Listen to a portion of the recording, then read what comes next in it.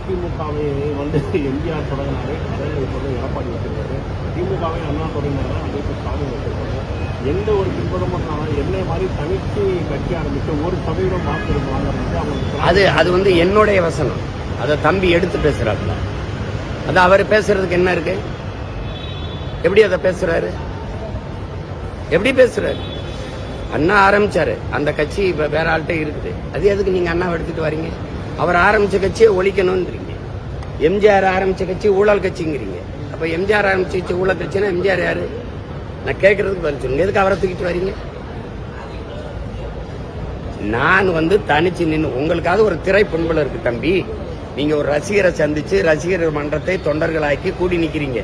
நான் அப்படி இல்ல. சாதாரண மகன் வந்து நின்னு இன்னைக்கு 36 லட்சம் வாக்கை பெற்று தனித்து நின்று அங்கீகாரத்தை பெற்று ஒரு கட்சியா நிக்கிறேன். ஏன் வசனத்தை நீங்க எடுத்து பேசிட்டு கூடாது?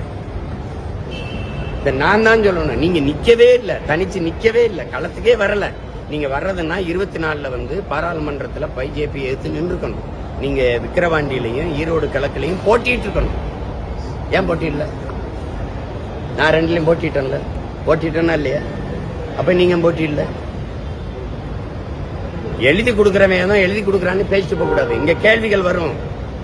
இது என்னோட வசனம். நீங்க தப்பா எடுத்து பேசுறீங்க. நான் பேச வேண்டியது நீங்க பேசக்கூடாது. புரியுதா? பார்த்து பேசணும்.